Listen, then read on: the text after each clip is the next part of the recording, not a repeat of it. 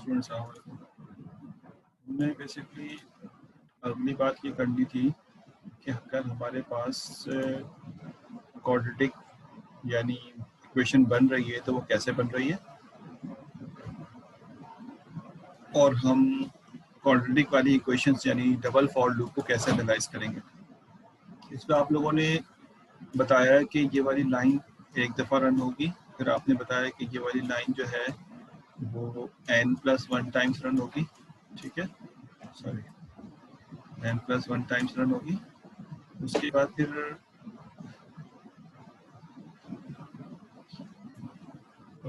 फिर जो है इस वाले पे हम स्टैंड करते थे, तो हमने कहा ये इंडिविजुअली, क्योंकि ये नेस्टेड लूप है, फॉर के साथ रन होगी, यानी जब ये फॉर रन होगा तो ये भी रन होगी। अम्मा तुम्हारी आईडी नहीं आ रही है, तो ये तो n+1 है। अगर ये इंडिविजुअल रन होगा तो ये भी n+1 रन होगा, ये तो इस पर तो किसी को डाउट नहीं था ना। लेकिन अगर देखा जाए, अब जरा और सुनना स्टूडेंट, लेकिन अगर देखा जाए तो ये इनफरादी तौर पे n दफ़ा 1 होगी, लेकिन ये हर फॉर ऊपर वाले लाइन नंबर 2 के फॉर के लिए रन होगा। यानी अगर ये फॉर पहली दफ़ा चल रहा है तो ये सेकंड फॉर 3 नंबर लाइन पे n+1 चलेगा, और अगर ये फॉर सेकंड दफ़ा चल रहा है तब भी ये n+1, ये थर्ड दफ़ा चल रहा है तब भी ये n+1। तो आप बता सकते हैं कि ये थर्ड लाइन पे जो फॉर है वो कितनी दफ़ा रन होगा, मतलब ऊपर वाले फॉर के कंसिडरेशन पे लाइन नंबर 3 वाला फॉर कितनी दफ़ा रन होगा, और हर दफ़ा आने के बाद ये अपना फॉर खुद भी, अगर ये एक लाइन का कोड होता है, इसको मैं ओवरऑल टी मान लूँ, टी या कोई भी वर्ड मान लूँ, तो ये खुद कितनी दफ़ा रन होगा। तो बिल्कुल सही तुम्हारा जवाब। तो इसका मतलब ये हुआ कि सेकंड नंबर लाइन पे जो फॉर है ये अंदर यानी इन होगा n टाइम्स, और हर दफ़ा ये फॉर रन हो रहा है, तो और हर दफ़ा ये फॉर n+1 हो रहा है। तो इसका मतलब है कि ये जो बाहर वाला n मैंने लिखा है अभी, ये ऊपर वाले n की वजह से लिखा है कि हर ये लाइन नंबर 3 का नेस्टेड फॉर ऊपर वाले फॉर की वजह से n टाइम्स रन होगा, और हर दफ़ा अपनी वजह से n+1 रन होगा। ये बात समझ में आ गई? तो इसलिए ये मैंने, हाँ ठीक है दिल, बिल्कुल सही लिखा तुमने।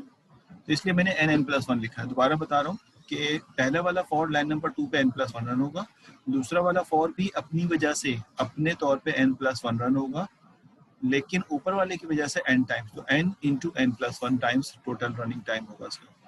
ये जो लाइन नंबर 4 पे इंस्ट्रक्शन है, ये दोनों फॉर के अंडर सुपरविजन में, तो पहला वाला फॉर और दूसरा वाला फॉर इन जो होगा वो n होगा, यानी पहला वाला फॉर भी n टाइम्स होगा और दूसरा वाला फॉर भी n टाइम्स होगा, तो ये instruction n into n times run होगी। ठीक है, बात समझ में आती है? ये इंस्ट्रक्शन कितनी दफा रन होगी कि ये वाला फॉर n टाइम्स इन होगा और ये वाला फॉर भी n टाइम्स इन होगा, तो total n into n times ये वाला फॉर जो है, ये वाला इंस्ट्रक्शन रन हो रहा होगा, और ये दोनों एंड की कोई प्रॉपर्टीज नहीं है, यानी ये 0 हम इसकी जगह पर लिख सकते हैं। तो इस तरह से ये हमारे पास जो है टोटल रनिंग टाइम की कंसिडरेशन इस तरह से बन रही है हमारे पास। कोई सवाल समझ नहीं तो पूछ लो, मैं दोबारा समझा देता हूँ। अब अगर मैं इसको एनालाइज करूँ, अच्छा जी एक मिनट और सवाल देख लेते हैं। हाँ मैंने इन कर दिया, सबको कर दिया, थोड़ा लेट हो गया।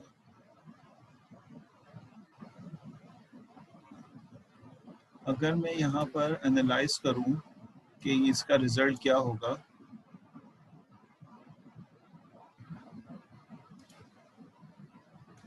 तो आप क्या बताएंगे? देखें पहला वाला 1 है, दूसरा n+1 है, तीसरा n+1 है, ठीक है, चौथा n इंटू n है, और बाकी दो तो 0 है। तो जब मैं इनको सम करूँगा तो बिल्कुल सही आप कह रहे हैं कि इनका सम करने का रिजल्ट मेरे पास जो आएगा वो कुछ इस तरह आएगा कि f ऑफ n, ठीक है, विच इज़ इक्वल टू, यानी अगर मैं लिखूँ तो 1 प्लस, ब्रैकेट लगा देता हूँ ताकि पहली दफ़ा एहतियात कर लें, 1 + n+1, फिर प्लस, ठीक है, n+1 n+1, और उसके बाद फिर प्लस n स्क्वायर इसलिए कि वो बेसिकली n इंटू n है, चलो n इंटू n ही लिख देते हैं हम भी, n इंटू n। ये हमारे पास टोटल इसका रिजल्ट जो जनरेट हो रहा है, जो लोग लेट ज्वाइन किए मैं फिर दोबारा से उनके लिए भी बता देता हूँ, कुछ लोग अभी आ भी रहे हैं तो मैं 2 मिनट वेट करके दोबारा से बताता हूँ। बिल्कुल सही आंसर दिया आप लोगों ने, जी सही आंसर है साजिद आपके। जो लोग लेट ज्वाइन कर रहे हैं उनके लिए मैं थोड़ा सा रिवीजन कर देता हूँ ताकि ये भी हमारे साथ शामिल हो जाए। देखिए हमने सेकंड एल्गोरिथम को पिक किया और उसको सॉल्व करने जा रहे हैं। तो इसको एनालाइज करने के लिए यहाँ पर हमने कहा कि लाइन नंबर 1 एक दफ़ा रन होगी, जो लोग अभी अभी ज्वाइन कर रहे हैं उनको बता रहा हूँ। Line number 2 how many times line number 2 will be run. तो लाइन नंबर 2 जो है वो एक फॉर लूप है, तो n+1 होगा, ये हम पढ़ चुके हैं क्योंकि एक फेलियर का होता है और टोटल n खुद चलता है अपना। लाइन नंबर 3 को n+1 क्यों लिखा है, इसलिए कि लाइन नंबर 3 खुद एक फॉर लूप है तो n+1 टाइम्स चलेगा, लेकिन ये ऊपर वाले फॉर लूप के अंदर सुपरविजन में है तो ऊपर वाला फॉर लूप अंदर इन होगा n टाइम्स, तो इसलिए n into n+1 लिखा है मैंने। और ये जो इंस्ट्रक्शन है लाइन नंबर 4 पे, ये मैंने इस तरह काउंट किया है कि पहला लाइन नंबर 2 का फॉर और लाइन नंबर 3 का फॉर n टाइम्स चलेगा, यानी ये n टाइम्स और ये n टाइम्स, तो instruction n into n times हो जाएंगे और बाकी ये एंड है। तो इसको मैंने सबको जो है सम कर दिया। इस बेसिस पे सम करके जो रिजल्ट आ रहा है बिल्कुल सही आ रहा है कि अगर मैं इनको सॉल्व करता हूँ, यहाँ पे आपके लिए सॉल्व कर देता हूँ, ये है f of n, ठीक, विच इज इक्वल टू, अब मैं डायरेक्टली सॉल्व करता हूँ तो ये वाला n स्क्वायर 2 दफ़ा n स्क्वायर होगा तो 2n स्क्वायर, इतनी तो अलजबरा सबको आती होगी। और उसके बाद n कितनी दफ़ा आएगा, तो n आएगा आपके पास, एक यहाँ से आएगा और एक बीच वाले से मिलेगा तो 2n हो जाएगा, आ जाएगा 2n प्लस, और कांस्टेंट कितनी दफ़ा है, एक कांस्टेंट जो है वो पहले 1 है, फिर ये वाला कांस्टेंट 1 है 2, तो कांस्टेंट भी जो है वो 2 ही आएगा, इसके अलावा तो आपको कांस्टेंट नजर नहीं आ रहा। एक कांस्टेंट यहाँ से निकलेगा, एक कांस्टेंट यहाँ से, कांस्टेंट इसलिए नहीं निकलेगा, यहाँ से ये n बन गया था इसलिए हमें 2 तो फिलहाल हमें ये आंसर मिलेगा। सर 4 लाइन पे n into n कैसे बता देता हूँ मैं, ये आंसर सही है, 3 नहीं है 2 सही है अफसान होगा। सर नीचे सवाल में वो तो छोड़ो, उसको हम अभी कंसीडर नहीं कर रहे, तभी तो मैं इसको ले नहीं रहा।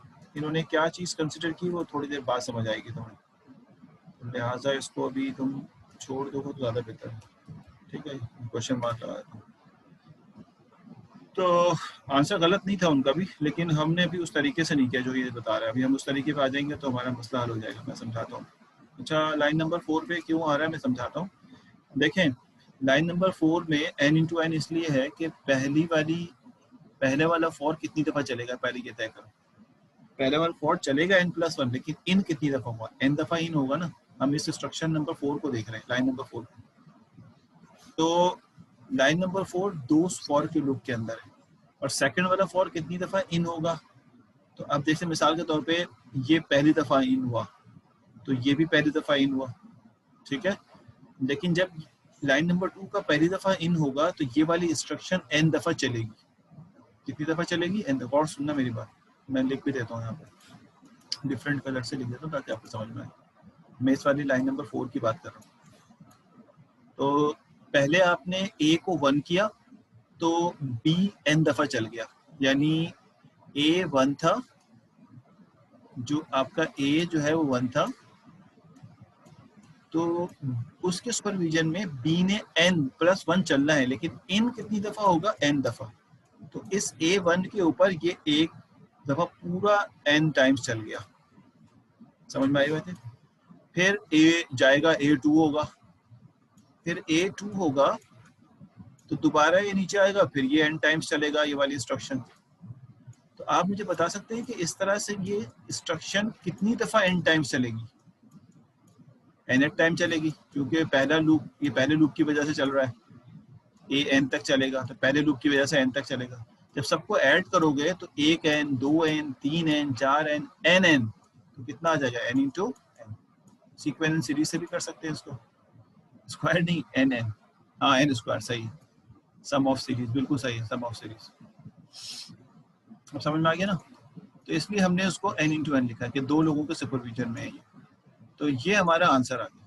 इसका मतलब ये हुआ कि हमने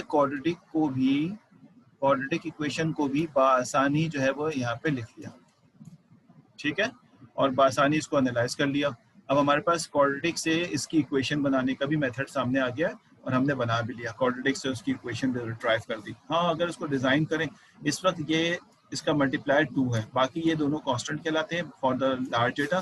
तो अगर मैं इसका ड्रॉ करूं तो ये कुछ इस तरह से ड्रॉ हो जाएगा, मुझे नहीं पता, एक रफली ड्रॉ कर रहा हूँ, हम रफली में हमेशा ये फ्लक्चुएशन बनाते हैं और ये कुछ इस तरह से ड्रॉ हो जाएगा, ठीक है। अगर मैं सर अगर वाइल लूप से करें, हाँ तब भी यही आएगा। मैं भी फॉर अभी मैं एक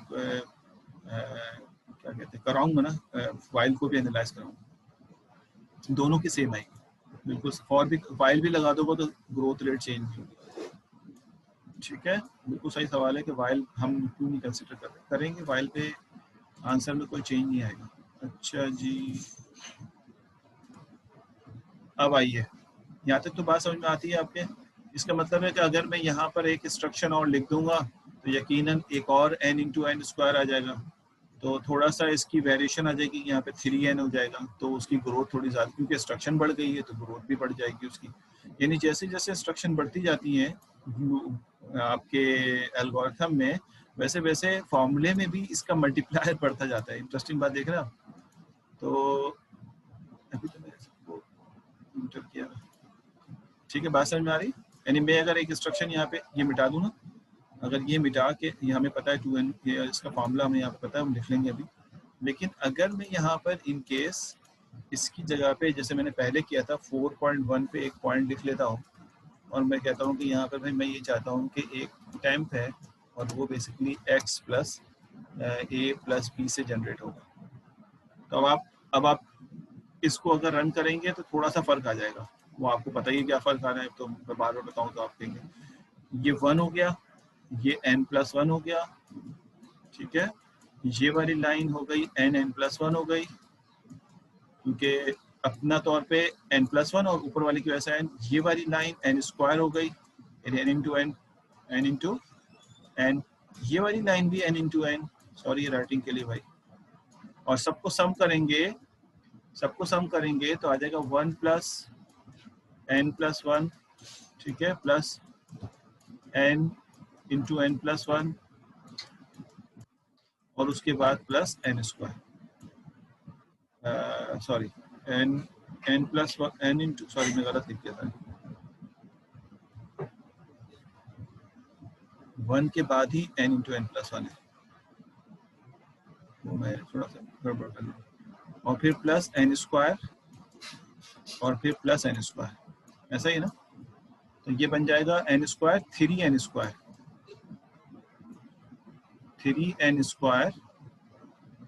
एक n+1 भी मिस कर गया, ये वाला n+1, 3n² प्लस और 2n+2, ये फॉर्मूला बन के आपके सामने आएगा। तो पहले आप लोगों ने सही लिखा होगा, मैं देख लेता हूँ। तो अब आप, हाँ सही है, बिल्कुल सही लिखा सर, पहले ठीक थी, हाँ सही लिखा तुमने। तो ये हमारे पास इंस्ट्रक्शन बन के आ जाएगी, ये 2 है। तो अब होगा क्या कि ये जो हमारे पास इक्वेशन आ रही है, इसमें इस वक्त ये दोनों सेम था पहले और दूसरी इक्वेशन में, तो 3 की वजह से इसकी ग्रोथ ज़्यादा होगी। अच्छा, ग्रोथ ज़्यादा होने हमें नजर भी आ रहा है कि एक इंस्ट्रक्शन बढ़ गई, तो डायरेक्ट इम्पैक्ट पड़ता है इंस्ट्रक्शन बढ़ जाने का।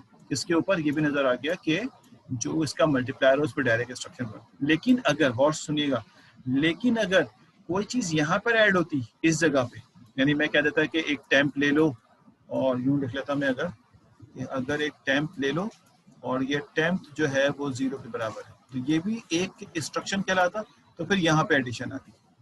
मेरी बात समझ आ रही, फिर यहाँ पे इंस्ट्रक्शन। तो अगर आपके डबल फॉर के अंदर, और अगर आपका कोई, मैं इसको मिटाता हूँ, अगर आपका फॉर के बाहर कोई चीज एडिशन हो रही है तो कांस्टेंट में चला जाएगा। कोई चीज अगर पहले फॉर के अंदर यहाँ पे ऐड हो रही है तो वो लीनियर में इम्पैक्ट करेगा, और अगर कोई चीज दोनों फॉर के अंदर चेंज आ रही है तो फिर वो स्क्वायर वाले में इम्पैक्ट करेगा। बात समझ आ गई? ये कहलाता है बेसिकली जो हमारी इक्वेशन, उसका इम्पैक्ट किसके ऊपर क्या पड़ रहा है। तो ये हमारे पास, ये तो खैर अभी हमारे पार्ट नहीं था, तो मैं इसको मिटा देता हूँ ताकि स्लाइड में चेंजेस ना आ जाए। तो इस तरह से हम अपनी क्वाड्रेटिक को एनालाइज कर सकते हैं। अब जो मुश्किल बात है वो यहाँ पर ये है, अच्छा ये इक्वेशन क्वाड्रेटिक थी, इसका ग्रोथ क्वाड्रेटिक था, पिछली इक्वेशंस यानी पिछले एल्गोरिथम्स जो थे वो लीनियर थे। अब मैं आपको एक सवाल देता हूँ तो जिसमें मुझे ये बताना है कि हम क्या कंसिडरेशन करते हैं और इन्होंने क्या कंसिडर करके सवाल किया था। सवाल अगर इसमें दिया हुआ है तो ठीक है, वरना मैं खुद बना लेता हूँ। सवाल मैं खुद डिज़ाइन करता हूँ इसी से, इसी को मैं कॉपी पेस्ट कर लेता हूँ किसी स्लाइड पे, ये वाली स्लाइड पे कॉपी पेस्ट कर लेता हूँ। अब समझिएगा मैं क्या करने जा रहा हूँ, ठीक है। सारा काम व्हाइट बोर्ड का है, लेकिन क्योंकि व्हाइट बोर्ड हमारे पास है नहीं तो हम यहाँ पे सारा काम मैनुअली यहाँ लिख रहे हैं। तो पहला सवाल यहाँ पे ये है कि x इज इक्वल टू 0, फिर मैंने लिखा a is equal to 1 plus n और b is equal to a plus n minus 2, मिसाल है, और उसके बाद ये लिखिए। अब आप मुझे बताइए कि जब मैं इसको एनालाइज करने की, अब मैं थोड़ा सा चेंज किया और ये थोड़ा चेंज हर जगह नजर आएगा आपको, और कई एल्गोरिथम में इस तरह के चेंजेस नजर आएंगे आपको।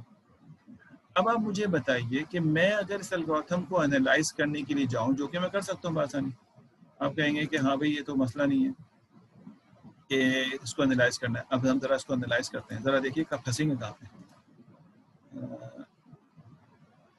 हम फंसेंगे यहाँ पे कि ये जो आपके पास है लाइन नंबर 1, ये तो एक दफा चलेगी, समझने की कोशिश करना। लाइन नंबर 2 n+1 टाइम्स चलेगा, ठीक है, n टाइम्स।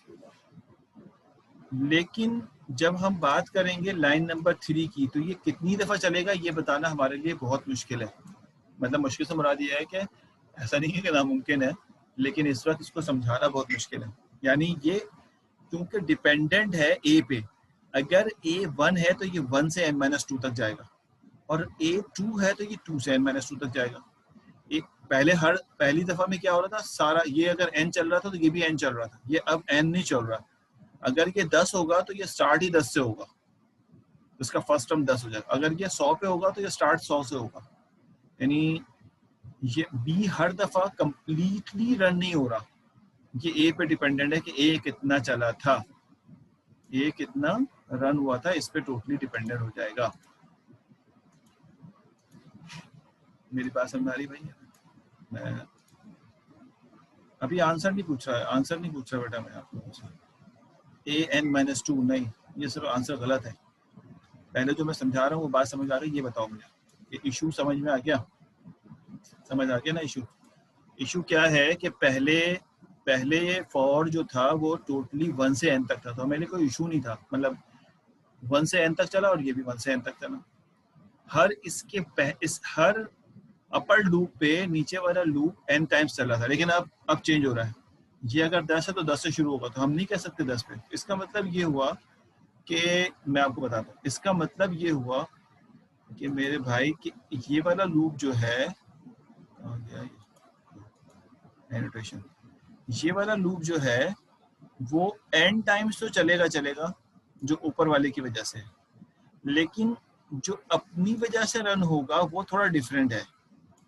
वो डिफरेंट ये है, मेरी बात समझ आ रही? ये n क्यों लिखा है, ये ऊपर वाले की वजह से लिखा है, लेकिन अपनी वजह से हर दफा डिफरेंट रन होगा।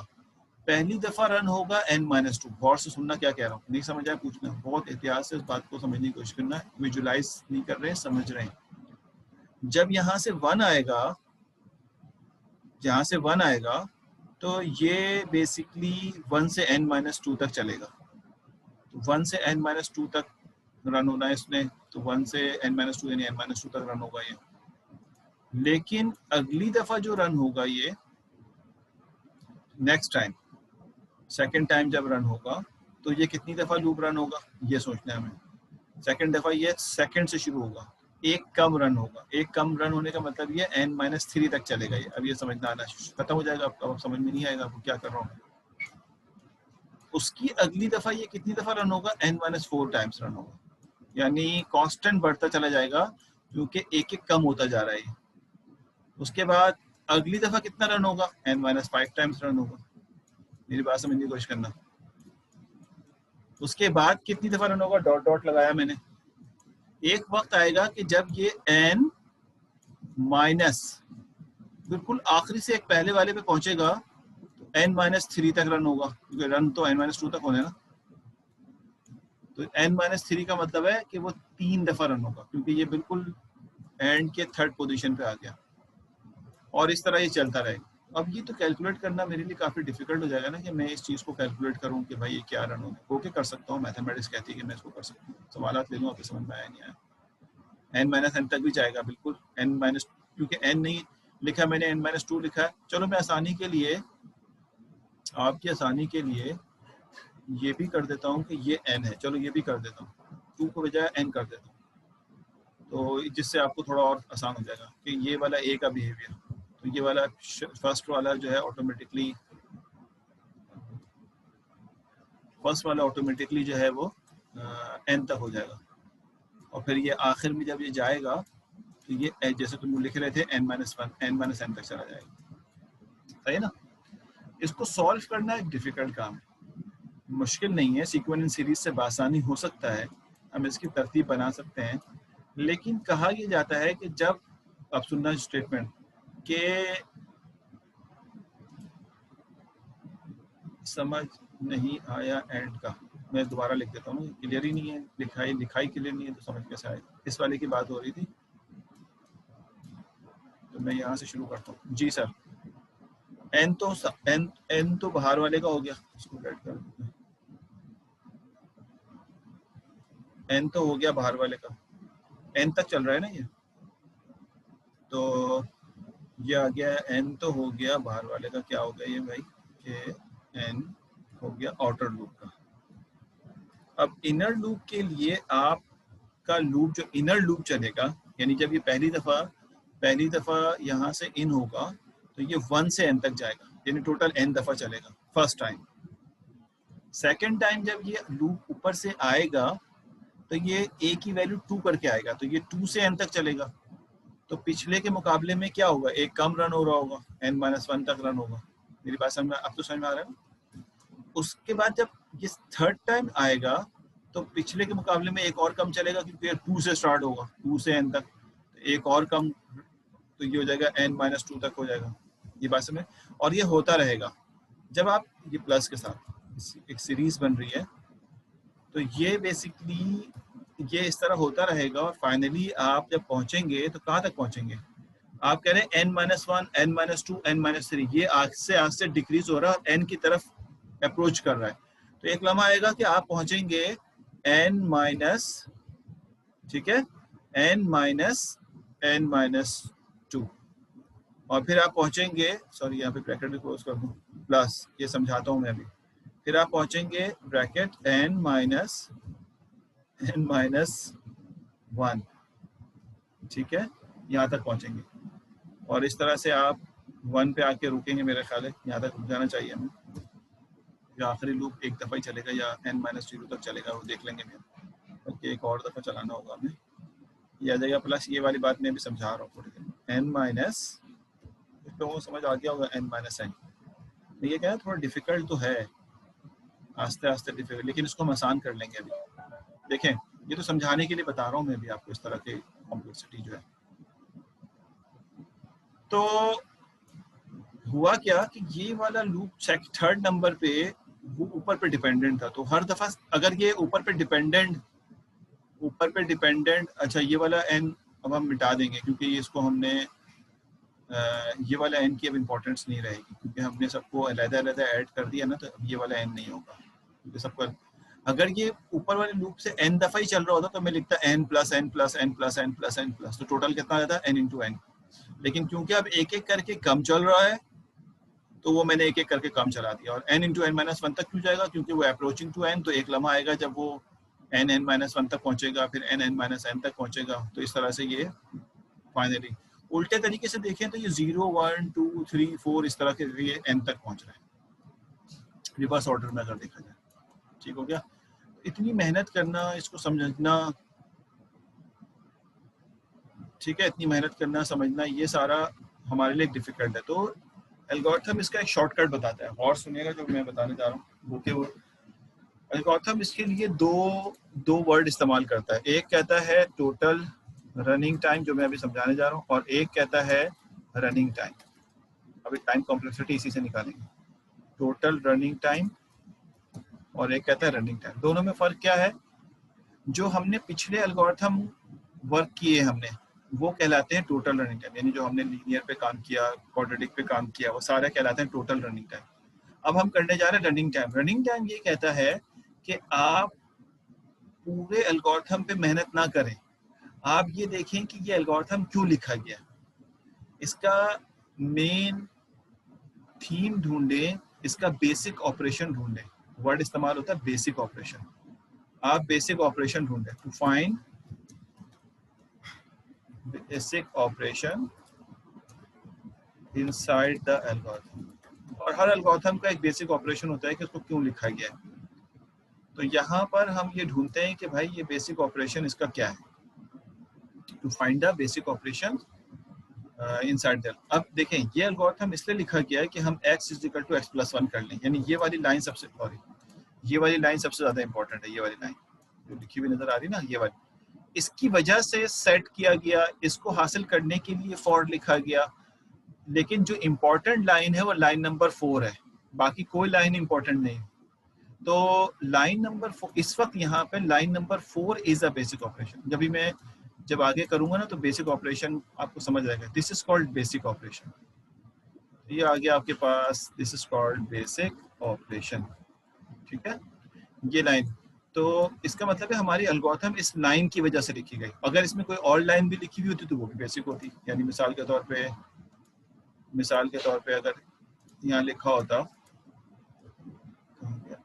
ये मैं जैसे पहले लिखा था, तो आप कंफ्यूज नहीं होना कि एक ही होगा, बल्कि ये हो सकता था कि मैं यहाँ पे लिख देता कि temp which is equal to, ठीक है, x + a + b, ये भी लिख देता हूँ। तो इसका मतलब है इस वाले के अंदर दो बेसिक ऑपरेशन हो गए। एक और बेसिक ऑपरेशन तो ये वाला है और दूसरा बेसिक ऑपरेशन जो है वो ये वाला है। ठीक है, बाकी सारी चीजें इन्हीं दोनों के लिए सेट की गई। इसी तरह सर्चिंग सॉर्टिंग के अंदर बेसिक ऑपरेशन हमें पता होते हैं। तो ये वर्ड इस्तेमाल होगा आगे एल्गोरिथम में, तो हमने मतलब अभी अगली स्लाइडों में तो हमने यहाँ पे गेट कर लिया। अच्छा जी, इरफान हैदर तुमने फिर अपनी आईडी नहीं लिखी, क्या कर रहे हो? सवालात लेता हूँ मैं। लाइन 4 कोड लाइन बिल्कुल सही है। देखो ये बात अगर समझ आ रही है ना, तो अब ये दोनों में फर्क है। जब हम अपने एल्गोरिथम को बेसिक ऑपरेशन के लिहाज से एनालाइज करते हैं तो रनिंग टाइम कहते हैं, और जब हम अपने एल्गोरिथम को एक एक लाइन के थ्रू एनालाइज करते हैं तो टोटल रनिंग टाइम कहते हैं। तो पिछले वाले जितने भी काम हमने किए थे उसमें हमने एक एक लाइन को एनालाइज किया था, इसलिए उसको हम टोटल रनिंग टाइम कह रहे थे।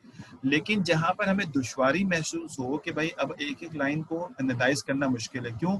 दो वजूहत होती हैं। एक तो ये कि एल्गोरिथम बहुत बड़ा होता है, जैसे जब हम लिखेंगे आगे तो एल्गोरिथम का साइज बहुत बड़ा होगा। तो एल्गोरिथम का साइज जब बड़ा होगा तो हमें ये कंसर्न नहीं है कि भैया हम उसको एक एक लाइन एनालाइज करें। और अगर ये कंसर्न है कि हमें सिर्फ टाइम कॉम्प्लेक्सिटी निकालनी है, तब भी हम बेसिक ऑपरेशन को खाली जो है वो कंसीडर करते हैं। तो हमें पता हो कि बेसिक ऑपरेशन के थ्रू कैसे काम होता है, जिससे हम थोड़ी आसानियां भी हासिल करते हैं। तो जो कोड होता है वो बेसिक ऑपरेशन, अगर हम उसको पकड़ लें तो हमारे एल्गोरिथम की क्लास या उसकी उसकी ग्रोथ चेंज नहीं होती। ठीक है, थोड़ा सा फर्क तो आता है, लेकिन उसकी ग्रोथ जो है वो चेंज नहीं होती, यानी उसकी फैमिली चेंज नहीं होती। अब मैं ये बात आपको समझाता हूँ, ठीक है, ताकि हमें ये समझ में आए क्या बात कर रहा हूँ मैं। मिसाल के तौर पे अगर मैं आपसे ये कहूँ कि चलो हमें मान लेते हैं कि ये अभी मैं इसको हटा रहा हूँ लाइन नंबर 4, मान लेते हैं कि हमें ये समझ भी आ गया कि ये बेसिक ऑपरेशन है, तो इसको भी कैसे एनालाइज करोगे? क्योंकि चलो इसको मान लिया था हमने, ये n+1 तक चला, तो फिर इसको कैसे बताओगे कि ये कितना है? जब ये बता ही नहीं पा रहे हो तो फिर इसके बारे में कैसे पता चलेगा? समझ आई ना बात? है जब इसको नहीं बता पा रहे तो इसके लिए तरीकेकार इख्तियार किया जाता है समीशन साइन का। समीशन साइन मेथड पे हम चले जाते हैं। जब आप बेसिक ऑपरेशन पे जाते हैं तो समीशन साइन, ये सारा मिक्सअप नहीं होना चाहिए भाई। मैं आपको असाइनमेंट दूंगा ताकि आपकी सारी चीज़ें मिक्सअप ना हो और आप आसानी इन चीज़ों को कर सकें। whenever we will move to basic operation, then we use the summation sign, ठीक है, फॉर एल्गोरिथम एनालिसिस। ये लिखा हुआ तो नजर नहीं आएगा यहाँ पे स्लाइड में, ये आपको वीडियो में मिल जाएगा। ये स्लाइड में नहीं लिख रहा है, वीडियो में लिख रहा हूँ। दोबारा बताऊँ, whenever we will move to basic operation then we use the summation sign for the analysis। एक बात हो गई। दूसरी बात ये है कि the way of the, मैं अभी टेक्स्ट के सवाल पे आता हूँ। the way of analyzing of basic operation cannot change the class of the algorithm। ये बात अभी शायद समझना है, यानी जो बेसिक ऑपरेशन से हम करते हैं तो इस एल्गोरिथम की क्लास चेंज नहीं होती, ठीक है, वो क्लास वही रहती है, थोड़ा सा फर्क आता है लेकिन क्लास चेंज होती है। ये बातें मैं भी आप समझाने जा रहा हूँ। ये दो बातें जो हैं इसको हम समझ लें ताकि हमारे लिए आसानी हो जाए। यहाँ तक क्लियर हो गई बात ही? अच्छा जी, समीशन साइन क्या होता है ये भी समझ लेते हैं। पहले हम एक आसान एल्गोरिथम पिक करते हैं। आसान एल्गोरिथम ये कि यहाँ पर हम इसको दोबारा से 1 से शुरू करते हैं, ठीक, और इसको मिटा देते हैं।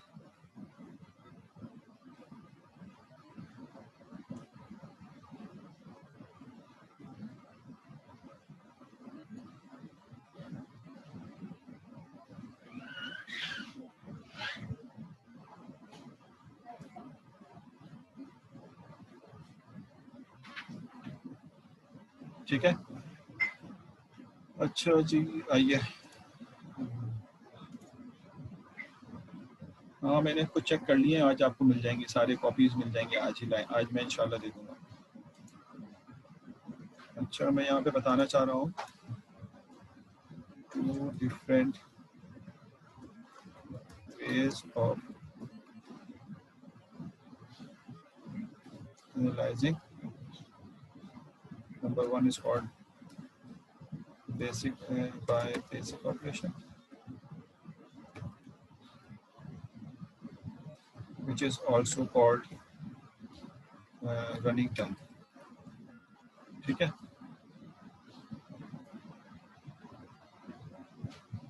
और नंबर 2 है हमारे पास, दूसरा तरीक़ेकार है कंप्लीट, उसको हम कहते हैं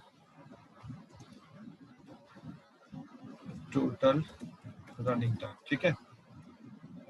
दीज आर द 2 वे। अभी तक हमने बेसिक ऑपरेशन के थ्रू किया था तो उसको अभी तक हमने टोटल कंप्लीट एनालाइजिंग किया था तो टोटल रनिंग टाइम था वो। अब हम बेसिक ऑपरेशन के थ्रू करने जा रहे हैं, तो इसको नीचे लिख लेते हैं। तो अगर मैं इस एल्गोरिथम को एनालाइज करूंगा टोटल रनिंग टाइम, तो जल्दी जल्दी कर लेते हो, हमें आता है। ये हो गया 1, ये हो गया n+1। अब देखिए मैंने इसको सही भी कर दिया, 1 से n कर दिया समझाने के लिए, ताकि मैं आपको समझा के फिर दोबारा से उसको ये पे मुनस्सर करवा दूँ। इस लाइन के बारे में बात करें n+1, या आप जल्दी में इसलिए करूँगी आपको पता है। फिर इसके बारे में बात करें तो n×n। फाइनली सॉल्व करें इसको, एफ ऑफ n का आंसर आ जाएगा, अगर हम टोटल रनिंग टाइम देखें तो एफ ऑफ n का आंसर आ जाएगा 1 + n+1 प्लस, मैंने मल्टीप्लाई कर दिया, n² + n + n²। फाइनली आपको मिल जाएगा 2n² + 2n + 2। ये भी कर लिया था हमने, जो लोग लेट आए थे उनको भी दोबारा बता दिया।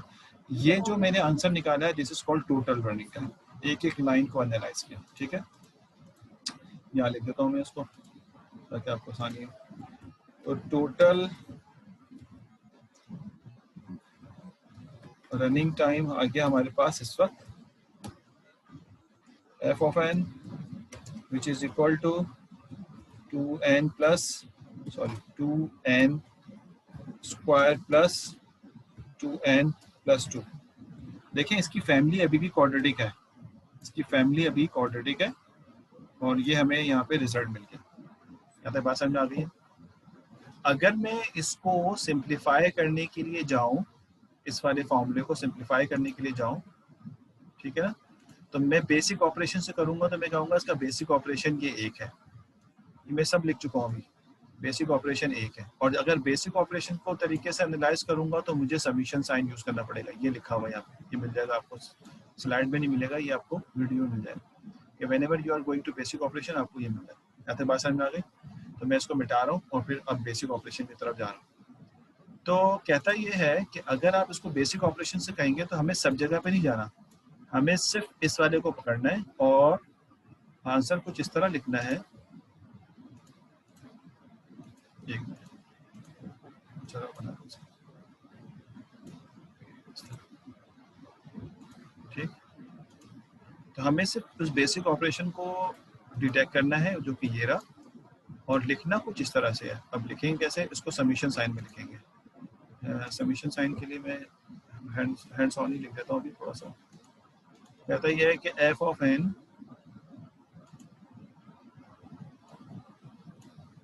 F of n which is equal to, देखें ये बेसिक ऑपरेशन दो फॉर के लूप के अंदर है। मीटिंग एंड होने वाली है, हाँ चलो मैं थोड़ा सा लिखता हूँ फिर। अच्छा वो बता रही था, थोड़ा सा लिखता हूँ।